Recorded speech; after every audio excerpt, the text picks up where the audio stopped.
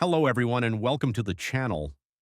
I want to clear up a major misunderstanding around handheld laser welding because most of the rules, the fear, and the online arguments come from people who've never actually used one. I'm in regular contact with several major manufacturers in China. We talk a few times a week, and I get real operator footage straight from the source. So what I'm explaining here isn't theory, it's not marketing, and it's not based on outdated safety documents. It's based on physics and on how these machines are actually used by the people who build them. I've been using handheld laser welding systems myself for almost 5 years now. China has been using handheld laser welders at massive scale even longer. When millions of operators run the same tool, the workflow and safety practices settle into reality and discipline instead of theory. That's why their videos look so unnatural to Americans. We're used to seeing arc welding PPE, not someone welding in normal clothes. Here in the US, the people writing handheld laser rules are often using documents meant for automated cutting systems. Those machines behave completely differently. They fire autonomously and move independently. A handheld welder doesn't. When you apply the wrong hazard model, you end up with exaggerated requirements that don't match the actual physics or workflow. Back in school, during my vocational training, our mandatory hands-on work placement, we worked with enclosed laser cutting and welding systems. Back then, the laser sources were huge, about the size of a commercial van because of the water cooling requirements, and the chiller was placed outside the building. Both the welding and cutting units were fully enclosed, but the room wasn't sealed. Only the machines were. The reason the US defaults to maximum theoretical safety architecture isn't because the physics demand it, it's because the legal system does. The hazard isn't exaggerated because it's physically huge, it's exaggerated because the liability is huge. The whole UV panic around handheld laser welding is basically a folk belief, not a measured hazard profile. A consumer toenail UV lamp puts more UV on your skin in 5 minutes than the welding plume does in a year, and that device is considered safe for home use. The real operator-level hazard in handheld laser welding is reflected coherent light, specular reflections, and that's predictable. It's not UV. In the US, the bigger danger isn't the physics, it's the claims and lawsuits that follow. A handheld laser does not require a welding helmet by default. There is no arc flash. There is no broad-spectrum UV burst like TIG or MIG. There is no blinding white light. The only real optical hazard is coherent reflections at the laser wavelength, and that's handled by proper wavelength-rated laser eyewear, not a welding helmet. So yes, helmet use is operator discretion, not a mandatory requirement. A lot of commenters online are mixing up the same thing the rule makers are mixing up. In this short clip, the manufacturer claims this unit is the strongest in its class. It uses refrigerant cooling, and the beam diameter is an industry-leading 14 microns. After the video, I'll switch into a podcast-style breakdown of common laser welding issues. I've made a few drawings, and I want to walk through the geometry behind them. Cutting cells are enclosed because the beam fires without a human holding it. A cutting cell runs unattended, moves the head automatically, fires the beam on its own, can sweep the beam across the room if something fails, has no human interlock built into the workflow. So the enclosure is the interlock. It's not about UV or laser fear, it's about automation risk. Safety rule makers mix up automated cutting and welding systems with handheld laser welding. Cutting cells are enclosed because the machine doesn't know if a human is under the gantry, and it fires automatically. Large parts move, so the area must be clear. A handheld laser is not that machine. It only fires when the operator pulls the trigger. The operator is the interlock. Treating them the same creates the misconception. In my shop, arc welding needed curtains because the UV and visible flash were dangerous to everyone in the room, including my dog. Handheld laser welding isn't arc welding, and it isn't an automated cutting cell. It has its own hazard profile, its own workflow, and its own discipline. You need proper PPE, especially wavelength-rated eyewear, but you don't need a bunker, a sealed room, or a spacesuit. The problem in the US isn't the physics, It's the liability culture and the habit of applying the wrong rulebook to the wrong machine. Once you understand the actual behavior of a handheld laser, the fear disappears and the real operator logic becomes obvious. Hello everybody and welcome to the channel. So I have a little diagram over here about focusing, defocusing, but in order to get there I have to explain from here. So basically what I created over here is beam diameters on certain units and some conversions. I draw this because the common wire what we are using, everybody, is 1.2 millimeter. Why it's common? Because we just walk into the nearest hardware store and we can buy the 1.2 millimeter wire and we can weld with it. It's either aluminum, steel, maybe stainless steel. You have to go to welding supply or order it online, but obviously you can buy older thicker wire. But that's the reason, because it's very common. So then over here I made a 1 millimeter by 1 millimeter box, then a 300 micron box and a circle, and a 100 micron box and a circle. Why did I do that? Because when we look at the laser beam, we perceive as a circle, but it's essentially a box. It's not square but rectangular as far as I know, but it's a box, it's not a square. And your scan profile is also a box. So let me draw it over here real quick. I didn't draw this beforehand. Let's say 4 millimeter depth, okay, and let's say 3 millimeter scan. And now let's try to move it. Okay, so essentially, look, this is what you do with any of this. I don't know what kind of unit you have, and a bunch of companies, they do not disclose this data what I'm showing over here. For an instance, X Photonics, I think that's the $3,400 or $3,900 unit. A couple of people buy that already and they're very satisfied with it, which means probably it's pretty good unit. I mean, what I saw, I can say a bad word. We'll see in a year or two how long they last, right? But if they did not disclose the beam diameter, it's most likely because they're running in this range, and I explain to you in a second why. But just try to imagine, let's say you have 150, I don't know, because as I said, they did not, even X2 did not disclose it, and they have two different units, right? 800, I believe, and 1200, right? So essentially, your galvo is moving the laser beam in this width, and this is your depth on any given parameter. I think that's the maximum of the 1200 unit. I'm not sure again because I did not really check and remember every single spec. Let's just assume or take it as an average. You can tweak this plus minus, and this one maybe a little more, most cases maybe a little less. Doesn't matter. But this is what you do with this. So this beam is bouncing back and forth and it goes deep into the material. Your focal point is somewhere over here on the top. And it's just moving. It's not from this center, from another axis, so but something like this. So this is less than quarter inch, right? So okay, let's go back over here. So in my world, let's say in the real fabrication business, that's my personal opinion. Everybody has a different opinion. We can talk about that. We can argue about that in the comment section, and let's do that. Why not?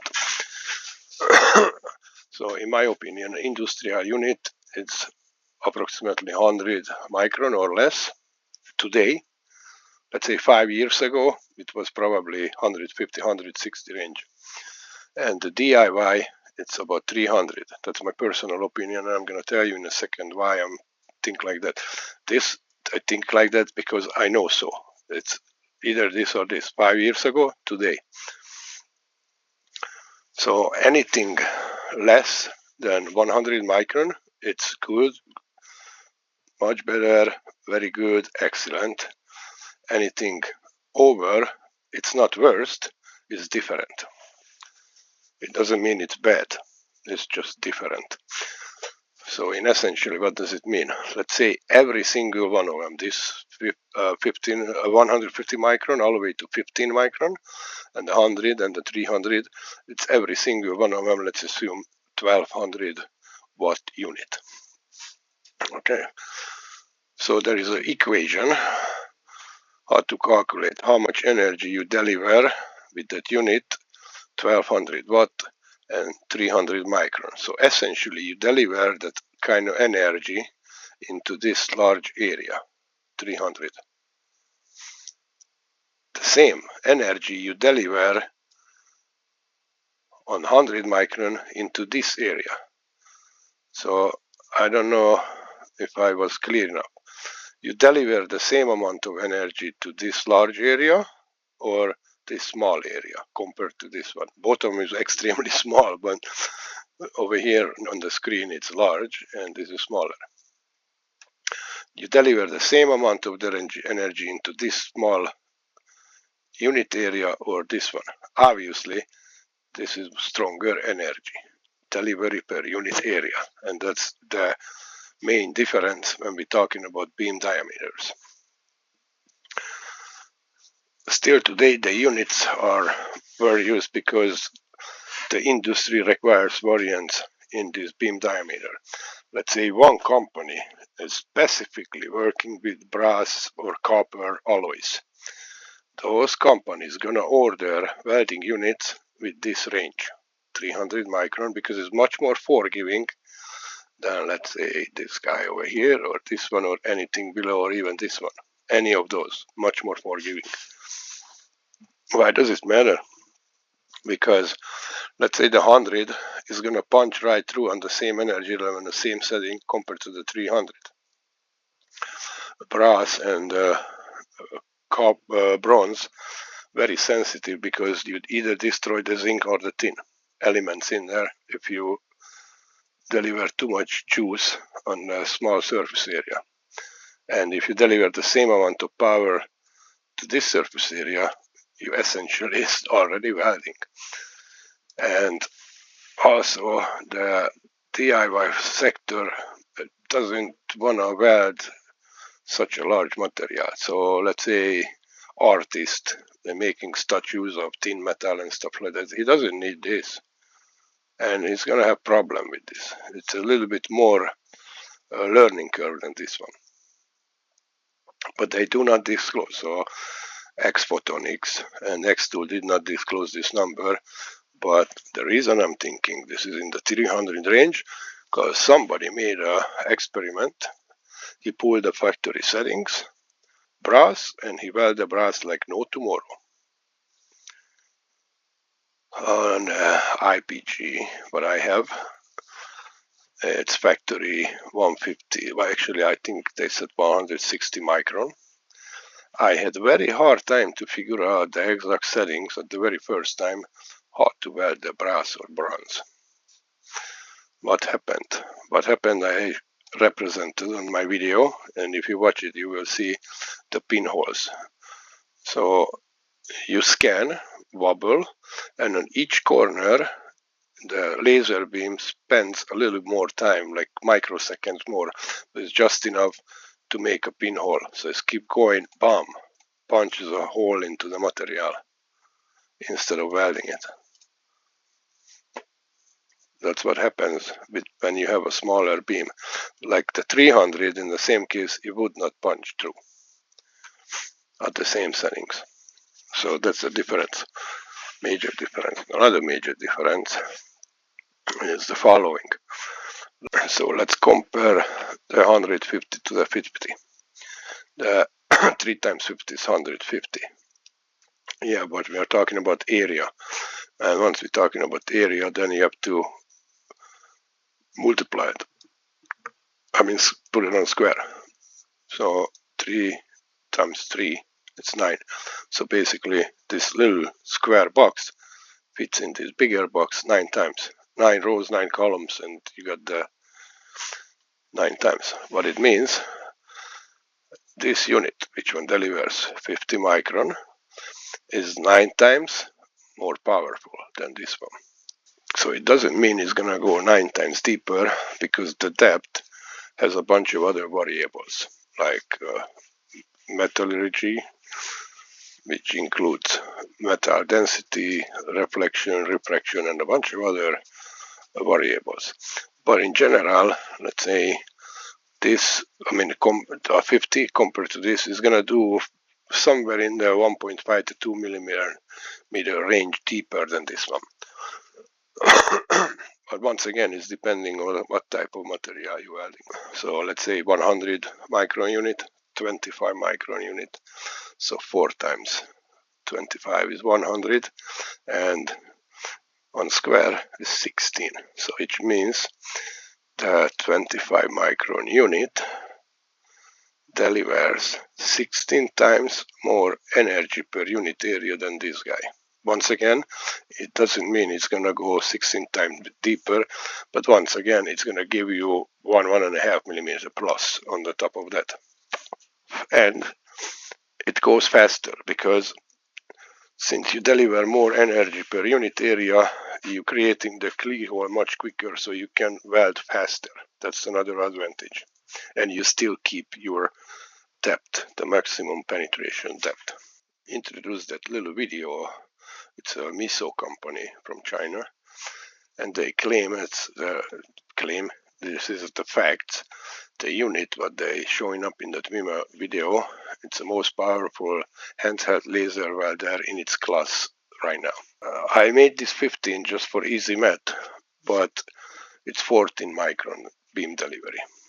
5 years ago, IPG Photonics, United States, 160 micron, but let's just talk about 150 once again for easy math. 10 times 15 is 150. 10 times 10, because it's the square, it is 100. So this guy delivers 100 times more energy per unit area than this one. It's incredible. And if you compare it to the 300, then we are in 400 times range compared to this one. 400 times as strong. So this is why maybe sounds asshole-ish. The DIY units are toys compared to any of these. Okay, because this one already 4 times is more powerful than this one. This is a range, so it doesn't mean, let's say, X tool or X photonics is 300. The reason I think is 300 because the brass welding in that video, but I saw somebody pulled an old piece of brass, something to repair it, punched in the factory parameters, and bingo, he was welding like no tomorrow. You cannot do that with the IPG. In fact, if you look at the IPG preset parameters, you do not even have brass or bronze in it. Now it's even easier with this guy because it comes with the application, so you can connect to the unit with your phone or any Android, or I think even Apple device you can connect to it. I'm not sure about the Apple, but Android 100%. So I have the IPG unit, which is in this working range, and I have another Chinese unit. I haven't introduced it yet because I'm still making videos with the IPG yet, and then I'm gonna jump into this because that's a whole other ball game. I mean, look at these numbers. It's 36 times the multiplier between this and this. So, okay, let's change something else. 3 kilowatt unit. It outperforms the 3 kilowatt unit, and is just half in power, so it's 1.5 kilowatts, 18 times.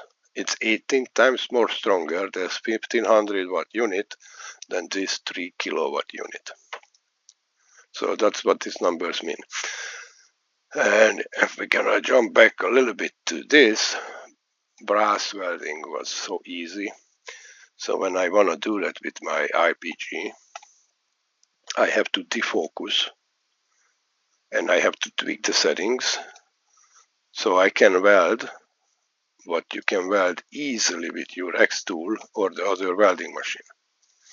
If the X tool would be in this range, I don't think the preset is gonna help you. So they did not disclose it, so that's my assumption. It's in working in this range. Maybe just 280, 240, something like that, but still I call this 300 range. Now, we were talking about defocus. Let's jump to this other drawing over here, because it's very important. So I just made a drawing. It looks like a welding gun from top view.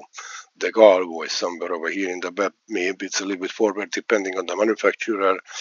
And some guns, an X tool, it's probably somewhere over here in the body. And then the optic and dust lens and stuff like that.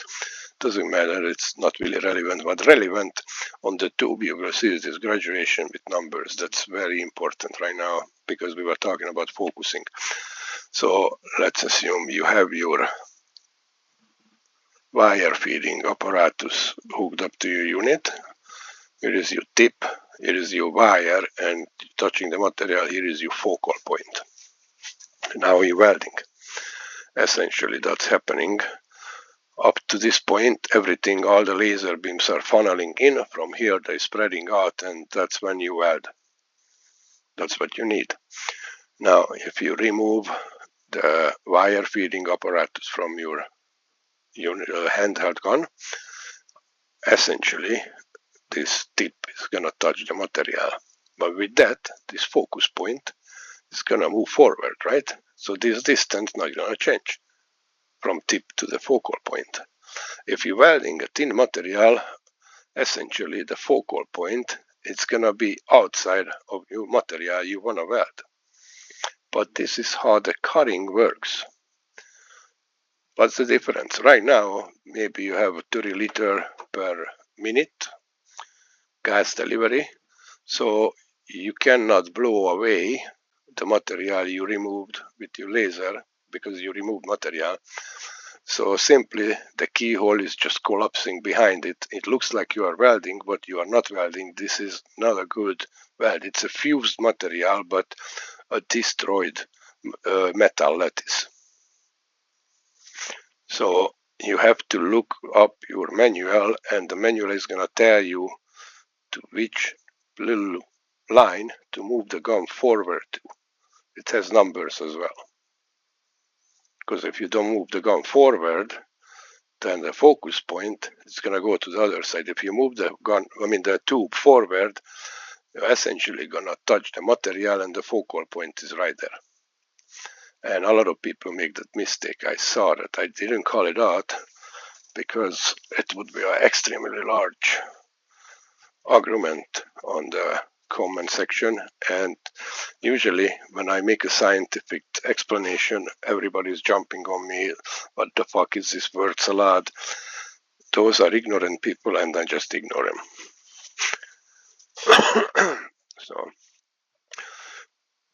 So focal point up to there, you funneling from there is spreading, and that's the normal when you're welding. Okay. When you defocus, once again we have to refer to these little lines on the tip. Some older units or not that advanced control systems, it could be manufactured 2 months ago, but they're using, I wouldn't say outdated, they just didn't use the up-to-date system, and probably $300, $400, $500 cheaper than the other one. You have to do manually move the tube forward to defocus.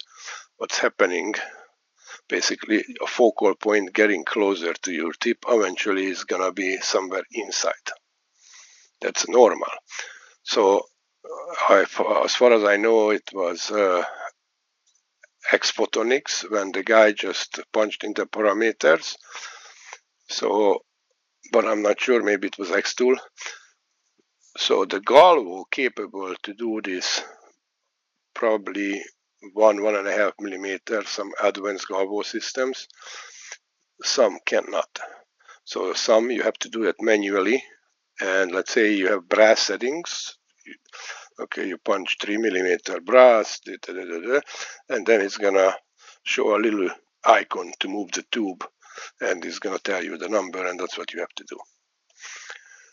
Because on brass, you want less energy per unit area. So if the focal point is over here, it's not so good. Much better if your focal point is farther back, over here, here, anywhere. That's defocusing in a negative way. So you lessen your energy delivery per unit area in this case. And there's another way to do that when you defocus, but to the positive way. So basically I essentially putting my focal point into the material what I want to achieve. Let's say I'm welding a manifold, and 4, 5, 6 pipes has to connect to each other, either intake or exhaust, and I don't have enough space to put this gun tip over here on the material because it just doesn't fit. Acquire a couple of extra tubes from the factory, and if you have a lathe, you do it by yourself. If you don't, take it to your buddy and tell him to chop off from each and every one of them, let's say 1/2 of a millimeter. Then you go back and you test it. Okay, it's not enough, then you take it back, tell him again, chop off 1/2 millimeter of each, till you can rest the tool tip on a pipe, and focus, it's right there on your welding zone when you want to weld. But don't forget, when you do that, you have to either raise the gas pressure, or you have to apply gas pressure, inert gas from another manifold, some other way to cover the weld. Essentially, this distance could be 2 inch. Essentially, this distance can be almost as much as your tube. So this could move all the way back almost over here. You have to have enough just so you can slide it back in. And I have 4 tubes, one factory, 3 of them different lengths. One of them I use it frequently, and I made a bunch of tests. So I pushed my focus just a little bit into the material, about 1.5 millimeter. It's once again depending what type of material I'm welding. Let's say 1 millimeter average. And I made a lot of tests, made sure my keyhole is not going to collapse, because when you do that, usually the keyhole collapses behind it. But I went gradually, keep testing, cutting, etching, testing, bending, breaking. And when I thought, okay, I think this looks good, I took it to one of my friends. He has a welding school. He's a teacher, and he has all the apparatus, the breaking units, and can measure how much force it takes to break something. And he tested for me. So I'm using one of these techniques, and with the IPG now I can weld all the way up to 3/8 inch thick material with one single pass. I'm using it quite frequently when, let's say, we mostly do decorative stuff. We don't do so much structural. For simplicity, let's assume you can do 6 millimeter penetration, and the material is 6 millimeter this time to match it. So you're normally approaching, this is your handle, this is the gun tip, and the laser beam enters the material here and start to travel down here. Oops, this line, 6 millimeters, right? We said the material is 6 millimeter, and your penetration is 6 millimeter. But hello, it's from here to here. So you did not reach all the way through. It's 5.2 in depth, but from here to here is 6. Look, from here to here is 6 millimeter. But you did not go 6 millimeter in depth. Simple, you see this? Because it's like a pendulum. and you change these angles, the depth of penetration is going to change with it. The penetration is not going to change, but the depth of penetration is going to change.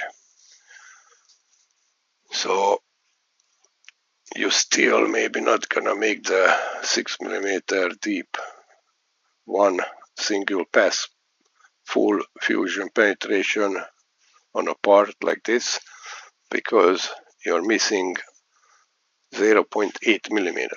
But if you move your gun from 60 to 80, look how close you're gonna get. You're missing less than 1/10 of a millimeter, and when you do that, you're gonna achieve it, because when you weld up a volume, you heat up a volume of metal, and they transfer the heat up to a certain distance. So 100% you're going to have full penetration. It could be another effect. Maybe you still up to this point, but the weld gap is too large and the plasma start to flow out and kind of dripping. Cherries coming out because the weld gap is too big.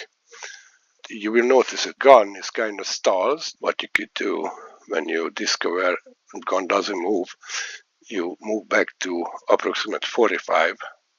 So essentially in that case, your depth changed to 4.2 millimeter or so in this given numbers. You have to make your own though to get these numbers correct. And the same thing is going to happen, but over here below you have a lot of cold area, and it's not going to flow out, it's going to stay within. You created a bridge, and now you can work with that bridge, you can build it. Establish your keyhole at 60, and then you can deviate to 30 slowly, and you can keep it and build your bridge, and then move back to 45, 60. I call this dance with the gun. And since we're not talking about like structural weld, just you have to weld something 1/4 inch thick, and you're gonna run into this situation. This you can do, but better yet, how about if you grind your parts perfectly and you set up your fitment perfectly, and you don't even have to do any of these.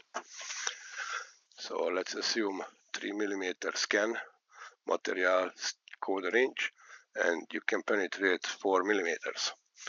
In the T-joint, that 4 millimeter meaningless, because this line, what it matters, this fusion line, you need to fuse this between this part and this part. And your scan box is something like this.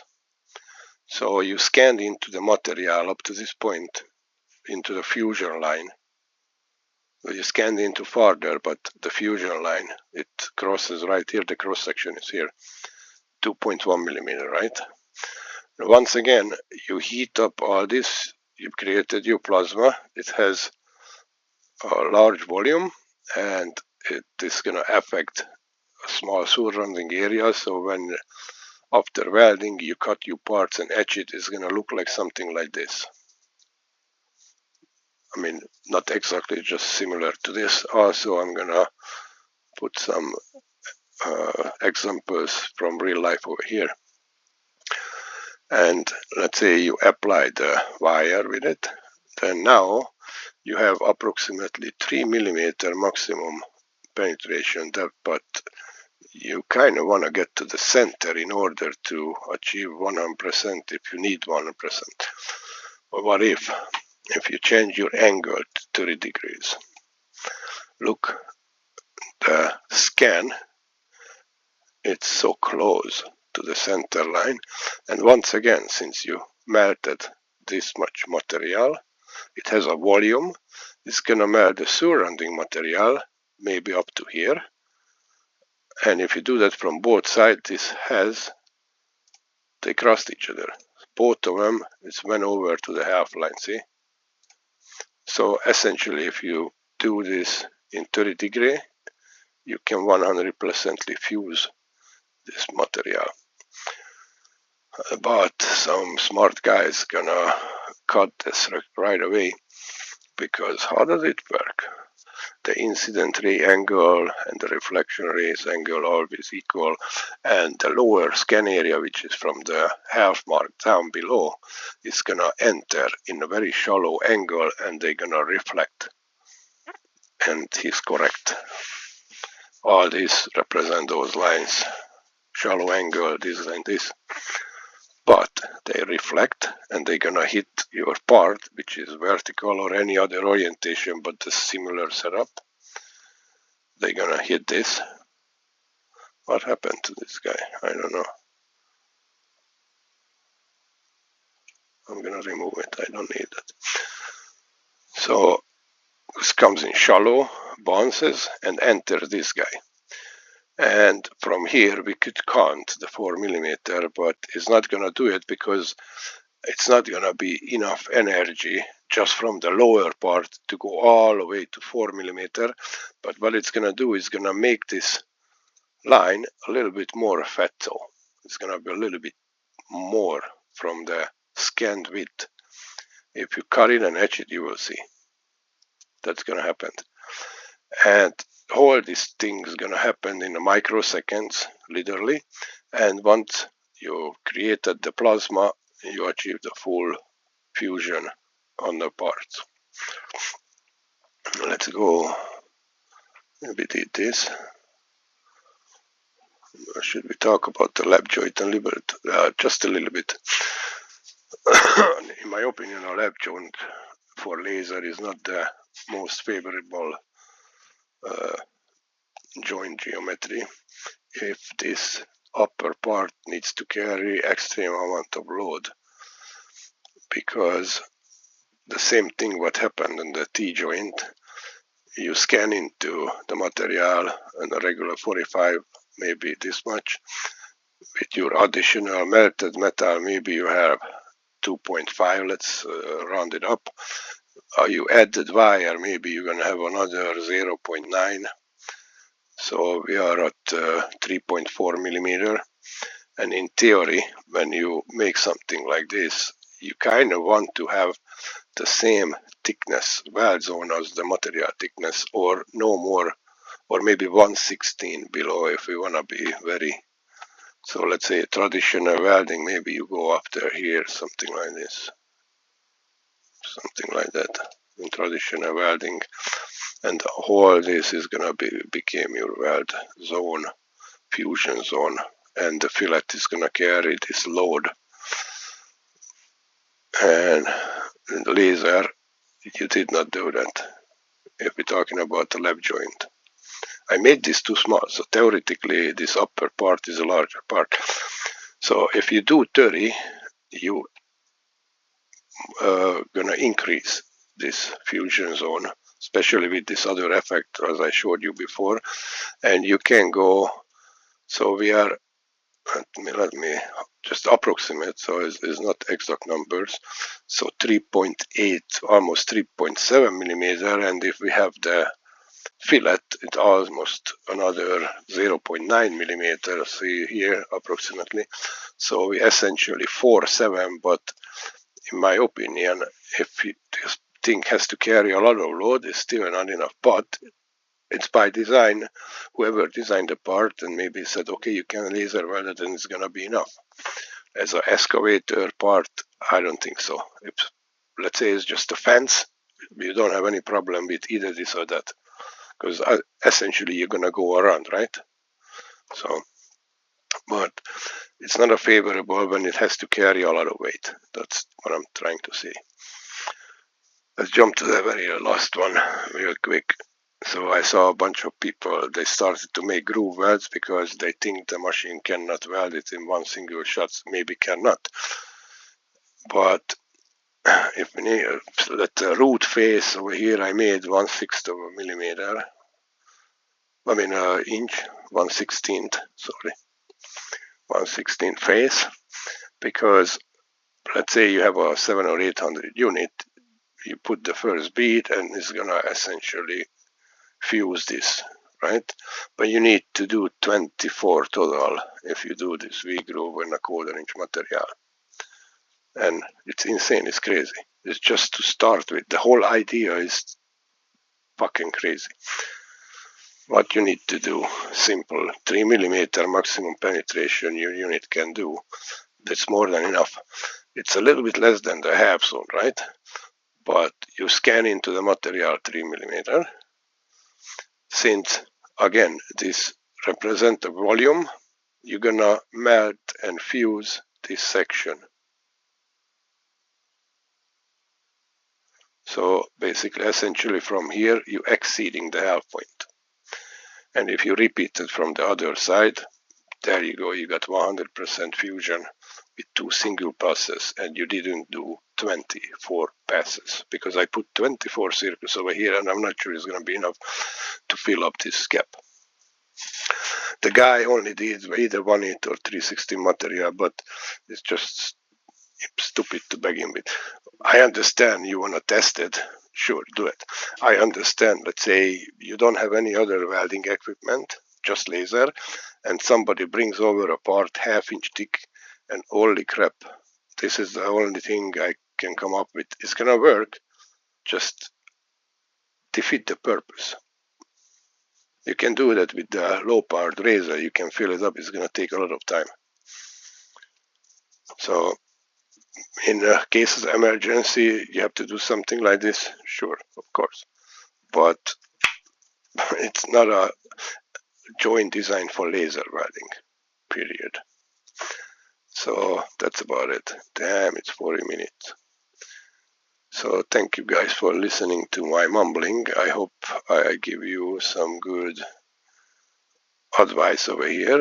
I explained some stuff pretty good. If not, leave a comment. If I said something stupid, correct me. Thank you guys. And see you at the next. Please subscribe if you like the content.